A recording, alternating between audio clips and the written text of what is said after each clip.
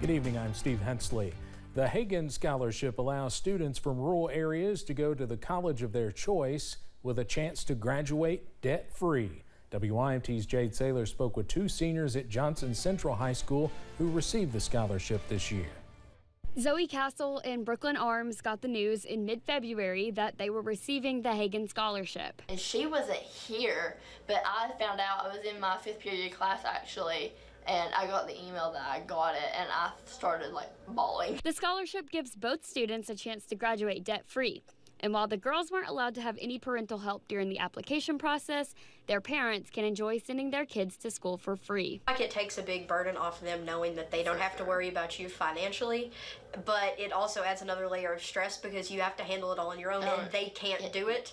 So it gives them that first chance to see you really be independent. In order to maintain the scholarship, the girls have to keep a 3.25 GPA, take 14 credit hours a semester, and prepare for the future. You have to submit essays talking about your plans after college at the end of each year as your goals progress, and keep up with your brokerage account and stock information. Both girls encourage future Mountain students to apply because you never know what might happen. I was like, there's no way I'm getting it because Zoe's getting it. And then at every round we kept advancing, and I was like, okay, so maybe there is a chance, maybe there is, and then we got it. The scholarship is up to $12,000 a year to the school of your choice.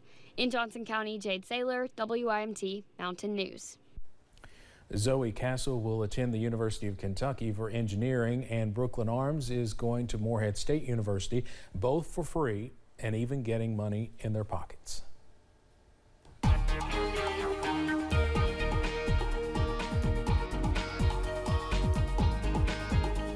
Continuing to see an absolutely gorgeous day around the mountains today. After some showers and storms this morning, those are long gone, and we've got plenty of sunshine, just some fair weather clouds out there as we run through this afternoon. Looking at it outside, I-75 at Mount Vernon. Yeah, we got a couple of fair weather clouds over the sun right now, but it's still dry and beautiful sunshine out there this afternoon. Taking you out east, high knob camera at the University of Virginia at Wise, 64, a little bit cooler out there. Notice we do have some of those fair weather clouds kind of trying to scoot on out at this hour. It has been a picture perfect afternoon. Many of us getting up into the middle 70s, if not the upper 70s in some spots, but most of us upper 60s to low 70s this afternoon. It's been fantastic outside. Pinpoint Doppler, a clean sweep. Got to go up into southern Ohio before you run into any from that kind of backside spoke of energy, but the main action continues to be across New England. You don't see severe weather there that often. That's what they're seeing this afternoon. Keep that WYMT weather app handy, though. You'll need it as we head later on, not tonight, but into tomorrow, as we see the potential for stronger storms returning before the week is out. I'll have the latest on that coming up in just a few minutes. Steve? All right, Evan, thank you. Today, the U.S. death toll from COVID-19 officially hit 1 million. You might remember last week, President Biden marked the occasion just a few days before it officially hit the 1 million mark. Now, to help compare numbers, this is roughly equal to how many Americans died in the Civil War and World War II combined. 3 out of every 4 deaths were people 65 and older. More men died than women. White people made up most of the deaths overall, but Black, Hispanic, and Native American people have been roughly twice as likely to die from COVID-19 as their white counterparts. New research says the Pfizer-BioNTech vaccine helped protect millions of Americans during the pandemic. The Pfizer-backed study reports that the drug maker's shots may have prevented at least 110,000 deaths last year. In addition to that, the shots might have kept roughly 700,000 people out of the hospital. You can now order more free at-home COVID-19 tests. The program allows 3 orders of at-home test kits. That's 16 tests total per residential address now. The government first started offering the free at-home tests in January. They announced a second round available to be shipped out in March. Now a third round of free at-home COVID-19 tests are available for order. Every home in the United States is eligible. Just go online to covid.gov to get yours. In all U.S. states, new COVID-19 cases are now trending up as the weather gets warmer, and the question remains, will we see a summer surge?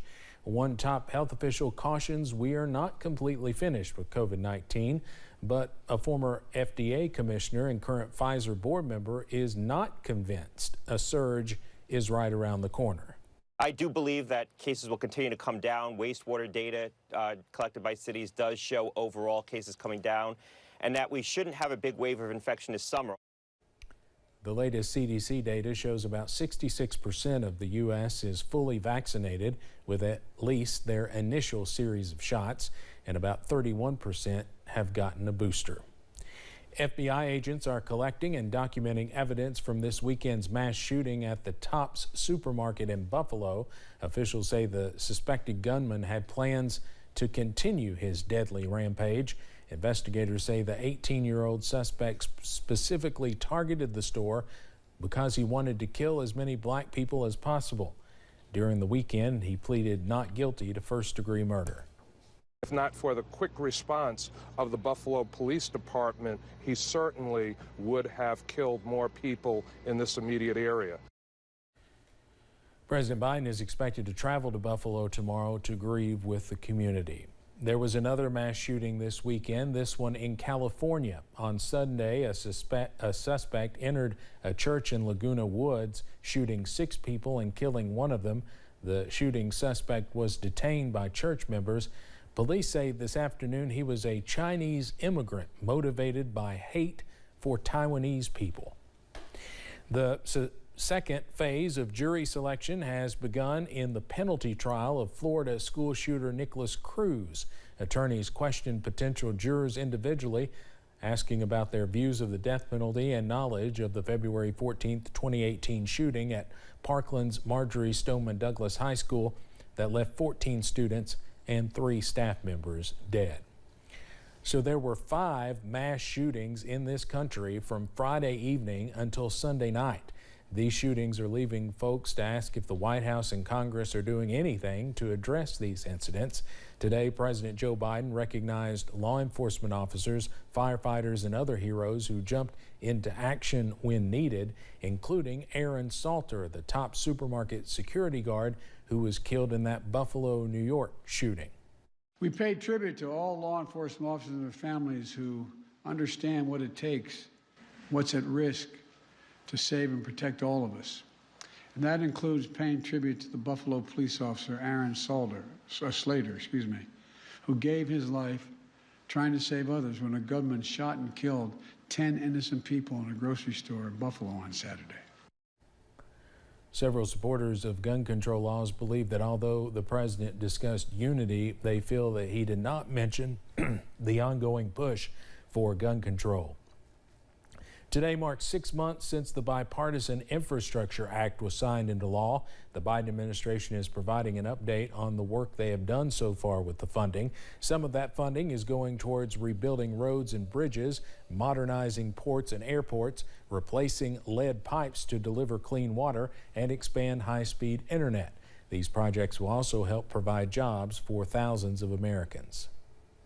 But ultimately, it's going to make for a much better, stronger, safer, easier to use transportation system for America. Even this calendar year, we're going to see a lot of people getting jobs working on these projects. But I do want to emphasize, this isn't just about one season, 1 month, or 1 year. This is an infrastructure decade that is now getting underway.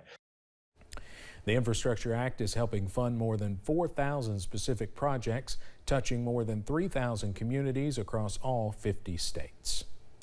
Another beloved actress that appeared on The Andy Griffith Show has died. Maggie Peterson Mancuso died on Sunday. She played Charlene Darling on several episodes of the show. Her family says she died peacefully in her sleep and that her health had declined after the death of her husband. Maggie Peterson Mancuso was 81. Well, we are now less than 24 hours away from primary election day, and the early voting numbers are in, and the Secretary of State says they are lower than anticipated. Shelby Lofton tells us what changes are coming to Kentucky's election laws that will impact future elections. We are dialing down our prediction for turnout from roughly 25% to under 20%. Secretary of State Michael Adams said lower than expected early voting numbers indicate lower turnout on Election Day. I think it'll take a couple of election cycles for Kentuckians to realize that early voting is now a permanent fixture. Adams said he wishes more people were passionate about the primaries. But these elections that are happening now are more important than who is elected president. He said competition will bring people out. Turnout will be relatively high in some parts of the state that have competitive local races. The secretary said he feels confident about election integrity. We have not seen any evidence of fraud or malfeasance. He also noted a few bills that became law. House Bill 564 increased the number of voting days for those who can't vote in person during early voting or on Election Day. Senate Bill 216 provides for video surveillance of election equipment when the voting hours are not ongoing. And a big change coming. Full transition away from electronic voting machines to universal paper ballots. It's also better for me to do an audit or do a recount to actually have ballots. The Secretary of State said he encourages Kentucky to come out to let their voice be heard. In Frankfort, Shelby Lofton, WKYT.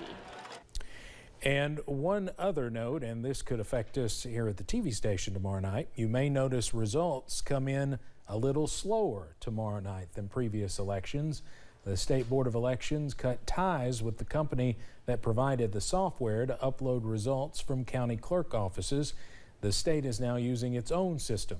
Tomorrow night, results will be reported county by county instead of precinct by precinct. The board says its system will be fully operational and back to normal by the November election. Of course, we'll be here all night giving you the results as soon as they can come in from counties across the region. Attorney General Daniel Cameron is urging Kentuckians to report any suspicious activities involving this year's election. Some examples of election fraud include campaign violations, electioneering, bribery, and poll distribution. If you suspect election fraud, you're asked to report it to the Attorney General's election fraud hotline by calling 1-800-328-VOTE. Coming up on Mountain News at 5:30, good debt versus bad debt. Do you know the difference? We'll explain the two types and why having both could be beneficial. And keeping an eye on the potential for showers and storms as we head later on into the week. The full breakdown is on the way now.